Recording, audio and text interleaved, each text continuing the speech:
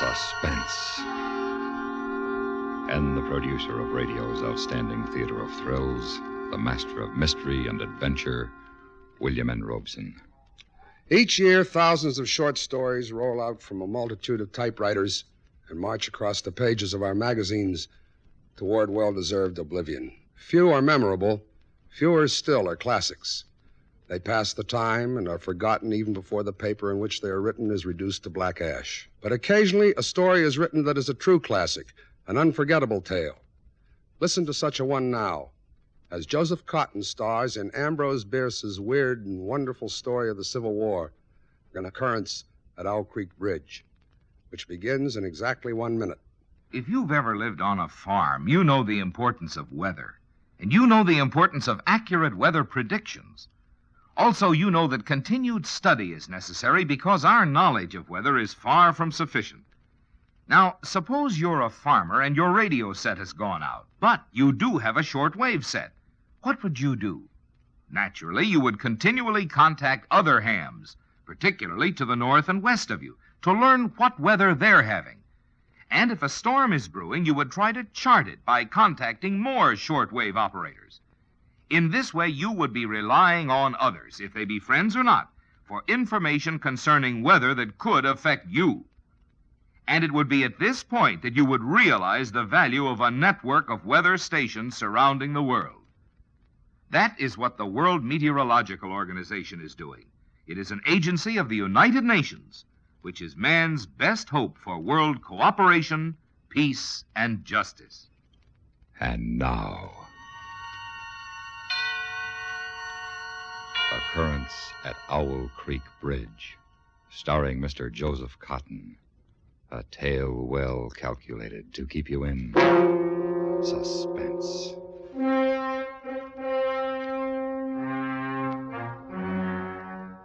A man stood upon a railroad bridge in northern Alabama, looking down through the ties at the swift water 20 feet below. The man's hands were behind his back, the wrists bound with a cord, and a rope closely encircled his neck. It was attached to a stout cross timber above his head. He thought, if I could free my hands, I might throw off this noose and dive into the creek. If I swam underwater, I would be safe from their bullets. If my wind held out, I could make the southern bank, take to the woods, and get away home. Peyton Farquhar, Alabama planter, stood at the end of a plank. A captain of the Union Army and a sergeant stood at the other end. When they stepped aside, the plank would tip upward, and Peyton Farquhar, Confederate spy, would slip between the ties to hang until dead above the muddy water of Owl Creek. The captain steps aside, draws his sword, flourishes it to a carry, sings out a command. The men on the bank smartly spread their legs, thrust hands forward over their rifle barrels. The sergeant on the end of the plank takes one step to the left. The plank tips forward, and Peyton Farquhar drops between the timbers of Owl Creek Bridge. It takes longer to tell it. As you drop downward, you lose consciousness. You are as one already dead. Then you awaken sharply in pain, to feel, not to think, just to feel. The cutting pressure on your throat, the agonies of pulsating fire shooting from your neck downward. To feel the fullness, the congestion, the head bursting with suffocation. Distantly beyond, outside yourself, you hear a splash. Remotely, you sense cool, wet, green darkness. The rope has broken. You have fallen into the stream. Come, Peyton. They can't lick you. The rope's giving. Again. Try. Try once more. That does it. Now, you must breathe when you come to the surface. You must breathe quickly. For if they haven't hanged you, and they fail to drown you, you can't let them shoot you. There he is! Down there! You dive deeply, but above the ringing in your ears, you hear the volley of the rifles. As you rise toward the surface, you meet shining bits of metal singularly flattened, the distorted and spent bullets oscillating slowly downward past you. One catches you in the collar. It feels uncomfortably warm. You snatch it out. And this gray piece of Yankee lead reminds you of the gray uniform on the soldier who is responsible for your being here. It was only night before last when the soldier had ridden up the driveway as you and your wife sat under the magnolia trees in the cool twilight. Evening, sir. Evening, Corporal. I wonder if I might trouble you for a glass of water, sir. Well, of course. Oh, don't disturb yourself, Peyton. I'll go fetch it. You're most kind, ma'am. If you'll indicate the Oh, well... nonsense. You just sit a spell with my husband. You look as if you could do with some rest. Yes, ma'am. Reckon I could. I'll be back in a jiffy. Thank you, ma'am. Whose command are you with, Corporal? Colonel Tolliver, 13th North Carolina. We get so little news down here. How are things going at the front? Not good, sir. Damn Yankees are getting ready for another advance. They're repairing the railroad. They got it in shape almost to Owl Creek Bridge. Then they got an outpost there. Once they can run trains beyond the bridge, there's nothing to stop them between here and Atlanta. Then why hasn't the bridge been destroyed? Military couldn't get near it. Civilian might. Owl Creek Bridge. Well, that's not far from here, is it? Less than 20 miles.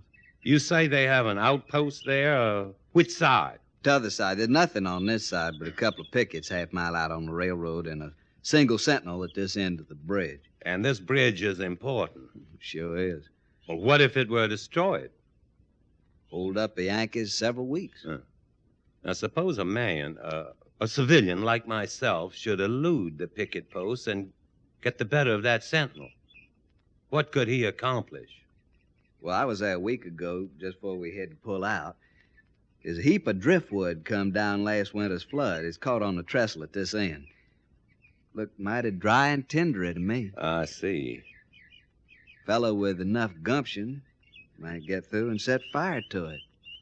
Ought to burn like tow. Yeah, it should. Here's your water, Corporal. Right out of the spring house. Oh, thank you kindly, ma'am. My, that's cool and nice.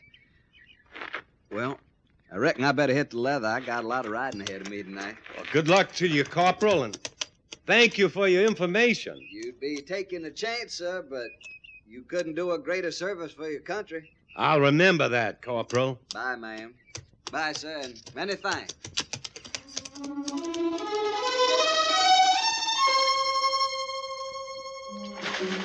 You break the surface of Owl Creek for a second time, and now you are much further downstream, further away from the Union soldiers on the bridge, reloading their guns, the ramrods flashing in the morning sun.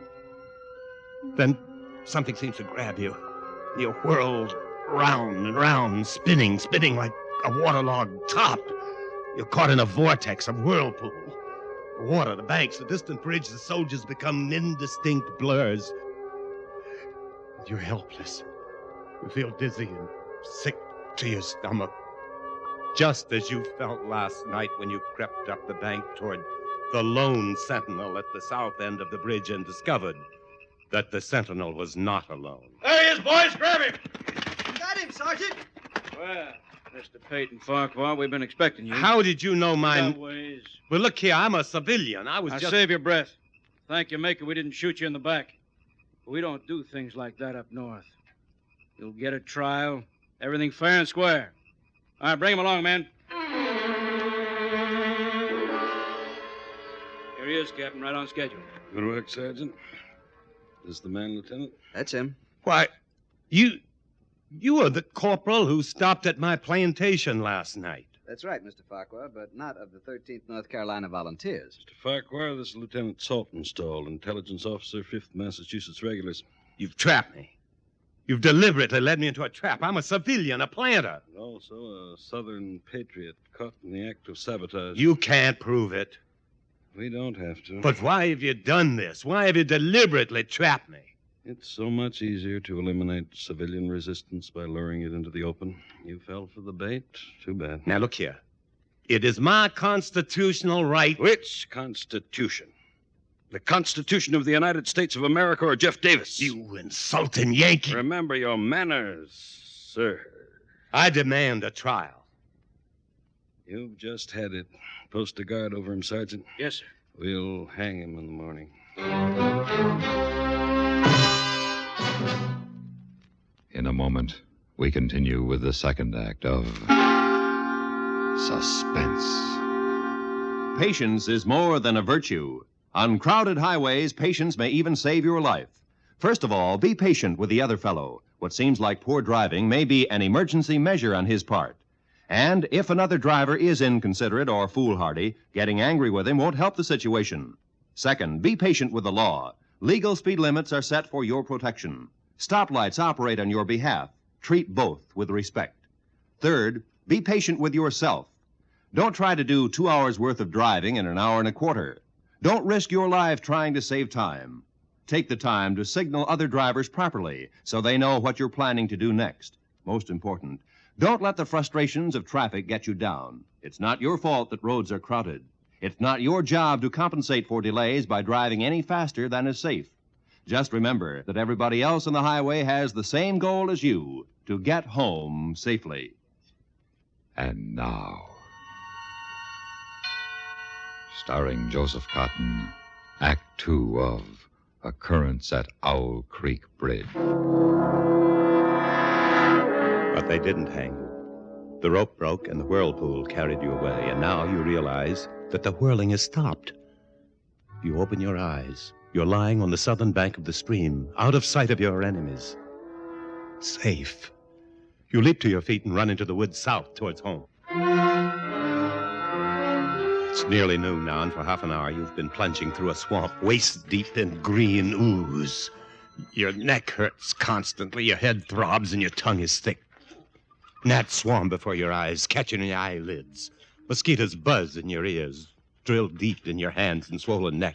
You can't go any longer. You slow down, you stop.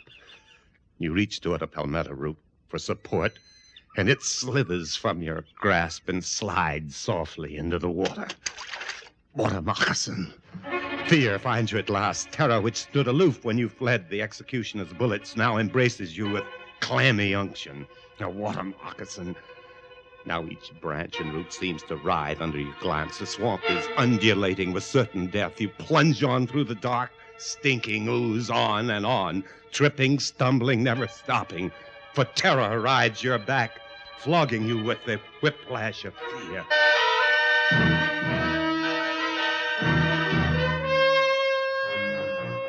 Jethro gonna have Mas Farquhar fit as a fiddle in jig time. Oh. Now, you just drink this here yob tea, Mas Farquhar. Thank you. Jethro. Yes, Mas What Farquhar. are you doing here? I lives here. You live... Where am I? What happened? Well, I was pulling my dugout and coming home through the swamp with a mess of catfish, and I sees you laying out there on the bank in front of my cabin. Jethro, I heard... I thought you were dead. Who, me? Dead? Of course you thought Jethro was dead. You knew he had consumption when you sold him. You knew he couldn't last long and he wasn't earning his keep. His wife and his daughter had carried on some at first, but after a while they calmed down.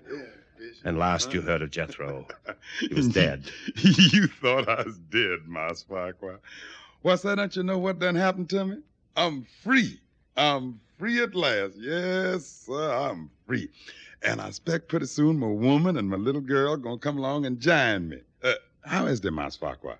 Is they well? Yes, indeed. They're both fine. Oh, I'm sure glad to hear Jethro, I don't know how to say this, but I really was sorry about having to sell you. But there wasn't anything else I could do. Understand, Mas Farquhar, and don't you pay it no mind. I done forgive you long time ago. You have? Well, sure. Don't the Lord tell us to forgive those who trespass against us? And don't the Lord promise us we shall be free? Don't you worry none about it, Mas Farquhar. Hey, here now. Quiet there, Spot. Quiet, chigger. They must have heard a razorback in the brush. No, ain't no hog. Look, Mas Farquhar, there's a horse coming down the back road. Why, I swear it's a soldier. One of our soldiers. Corporal, look like. Jethro, you've got to hide me. How come I gotta hide you, Mas Farquhar? Don't ask so many questions, you insolent. Mas Farquhar, you forgets. I'm free now. Well, then, just as an old friend of mine, please, just hide me. Don't tell that soldier anything. Sure. I reckon I can do that for an old friend, Mas Farquhar. Yeah. Here, you get on under this bed here, and I'll put the covers over the side. Have you come this far just to be turned in by a wool-gathering black who talks crazy?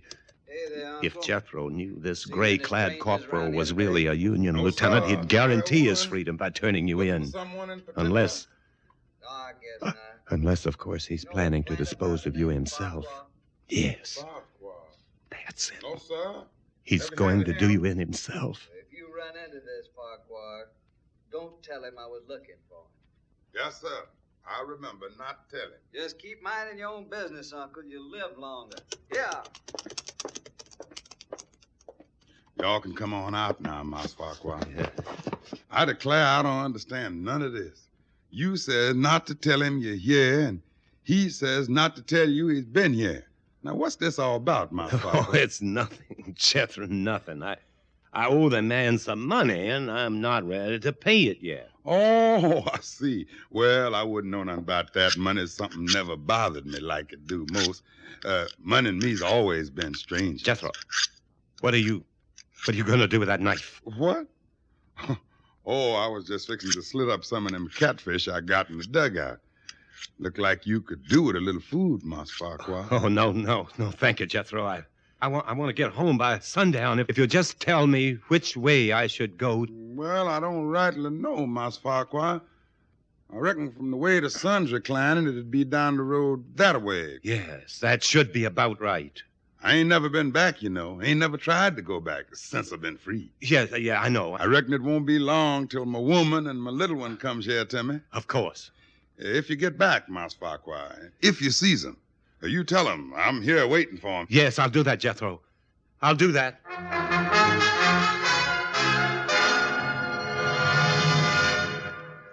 In just a moment, we continue with the third act of Suspense. It has been said that where there's a will, there's a way. But we must first be given the opportunity to exercise that will. In a democracy such as ours, opportunity is given to all of us. How we take advantage of it is up to the individual. Yes, we're all given the freedom of opportunity, as well as the opportunity of freedom, since freedom and opportunity go hand in hand. Without one, the other isn't possible. Since the Revolutionary War and the Declaration of Independence, freedom has been our battle cry. That's why the 13th Amendment to our Constitution declares that neither slavery nor involuntary servitude, except as a punishment for crime whereof the party shall have been duly convicted, shall exist within the United States or any place subject to their jurisdiction. That's how your American Constitution works. And now, starring Joseph Cotten, Act 3 of Occurrence at Owl Creek Bridge. How long have you been running down this endless road? It's dark now. Is it night? No, the darkness is only the black of a sudden summer storm. That lightning flash clearly shows the white road ahead and the black silhouettes of trees along the sides. Another flash of lightning directly overhead. For an instant, you seem to see the soldiers of Owl Creek Bridge standing at the side of the road, rifles leveled, their eyes boring down the sights, aiming at your heart.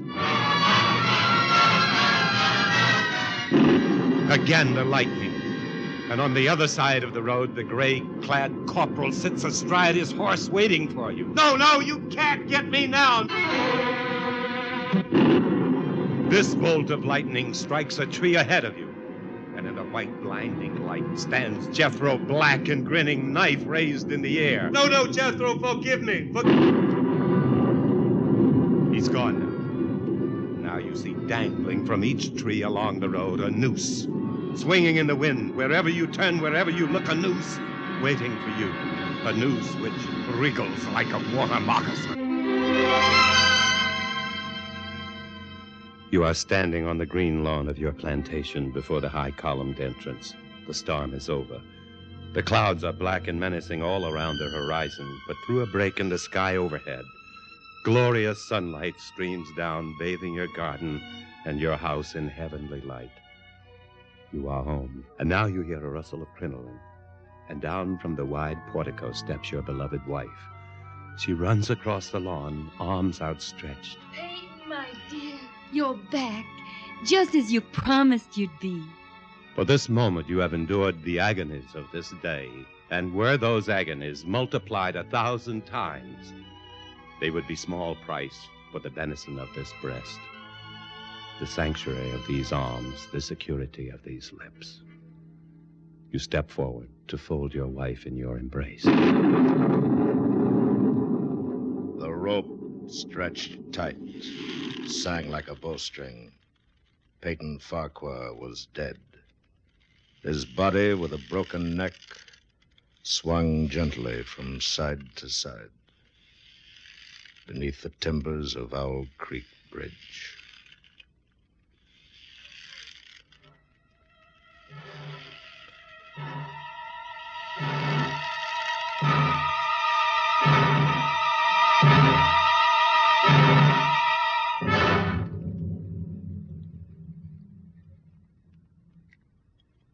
Suspense,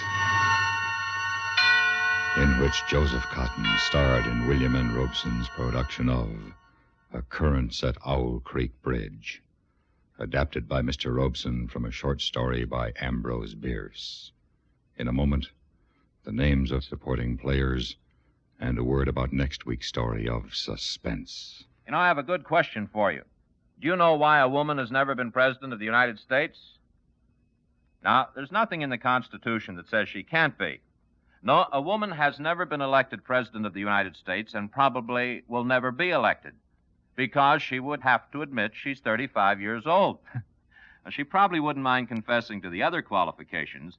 Most likely she'd be proud that she was born in the United States, has lived here for at least 14 years. But this business of being 35 years old might prove a stopper. Anyway, these are the only legal requirements that a candidate for the presidency must meet.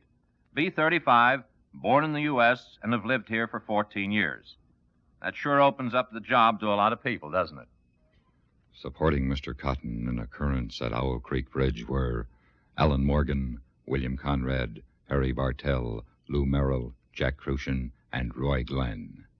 Listen. Listen again next week when we return with another tale well calculated to keep you in suspense.